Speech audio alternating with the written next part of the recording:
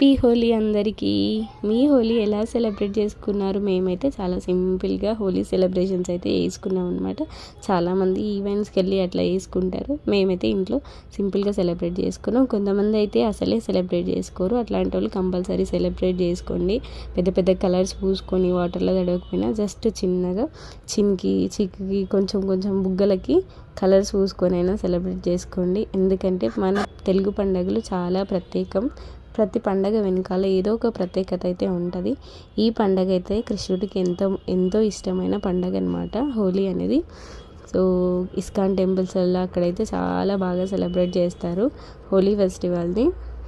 ఇంకేంటంటే ఇక్కడ వచ్చేసి మా పిల్లలు మేము పైన వాళ్ళకి కలర్ చూసాం, వాళ్ళు మాకు చూసారు. మళ్ళీ కింద వచ్చి కింద కూడా అంకుల్ వాళ్ళకి, ఆంటీకి, ప్రియక వాళ్ళకి అందరికీ కలర్స్ వేసారనమాట. ఇంకా వాళ్ళ ఇంట్లో చిన్న బుజ్జి కుక్క పిల్ల ఉంటుంది. ఆ కుక్క పిల్లకి కూడా కలర్ పెట్టారు. పాపం అది భయపడి పారిపోతుంది. ఆరుషేమో దాని వెనకాల ఉరికి కలర్స్ వేస్తుంది అక్కడ. సో అదనమాట సంగతి. తెలుగు ఫెస్టివల్స్ చాలా చాలా స్పెషల్. సో ఎవరు ఏ పండుగని మిస్ చేసుకోకండి. సింపుల్గా అయినా చేసుకోవడానికి ట్రై చేయండి.